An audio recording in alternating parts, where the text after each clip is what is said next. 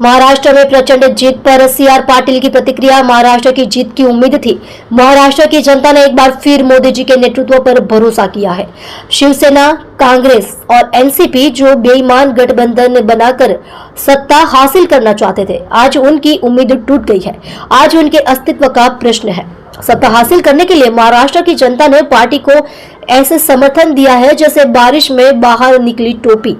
महाराष्ट्र की जीत के लिए बधाई। गुजरात के वाव सीट के मुद्दे पर प्रतिक्रिया। गुजरात के वाव बैठक पर भाजपा के कैंडिडेट ठाकुर जी जीत कर आए हैं, उनको भी बधाई सीआर पाटिल को दी। आप देख रहे हो गुजरात इंडिया न्यूज चैनल सपना राजपूत के साथ।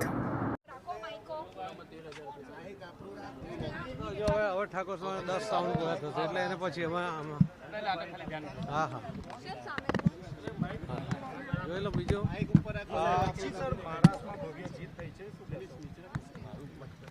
મહારાષ્ટ્રની જીત બિલકુલ અપેક્ષિત હતી। માનનીય પ્રધાનમંત્રી શ્રી નરેન્દ્ર મોદી સાહેબમાં આખા દેશને વિશ્વાસ છે, એ જ રીતે મહારાષ્ટ્રના મતદાર ભાઈ બહેનોને પણ વિશ્વાસ છે અને એના કારણે જે લોકો અનૈતિક જોડાણો કરતા હતા, એનસીપી, શિવસેના અને કોંગ્રેસ, આ તો એક અનૈતિક જોડાણ છે। એવા જોડાણો કરીને પોતે સત્તા હાંસલ કરવાનો પ્રયત્ન કરતા હતા। એ બધા એમનો પનો આજે ટૂંકો પડ્યો છે, એમનો અસ્તિત્વનો સવાલ સામે આવીને ઊભો છે।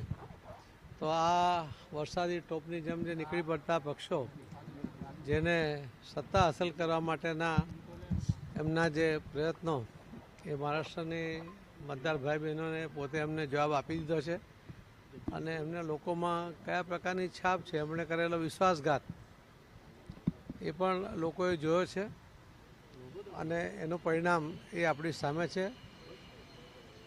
માનનીય પ્રધાનમંત્રી શ્રી નરેન્દ્ર મોદી સાહેબના નેતૃત્વમાં જે મહાયુતિ બની એની ભવ્યથી ભવ્ય જીત એ આજે શક્ય બની છે। એના માટે હું મહારાષ્ટ્રના સૌ મતદાતા ભાઈ બહેનોનો આભાર પણ માનું છું, એમને અભિનંદન પણ આપું છું અને મોદી સાહેબને અને સૌ ભારતીય જનતા પાર્ટીના આગેવાનોને પણ ખૂબ ખૂબ અભિનંદન આપું છું।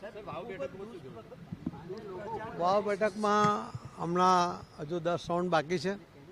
13,000થી હમણાં અમે પાછળ ચાલીએ છીએ, પણ મને વિશ્વાસ છે કે ભારતીય જનતા પાર્ટીના ઉમેદવાર ચોક્કસપણે એ જીત તરફ આગળ વધશે।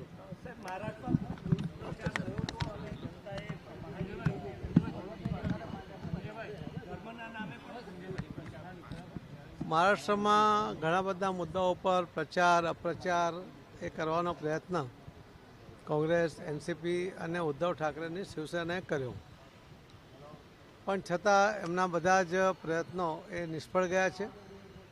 લોકોએ પોતાનો એમના માટેનો મત એ આજે પ્રગટ કરીને એમને એમનું સ્થાન બતાવી દીધું છે। ધન્યવાદ।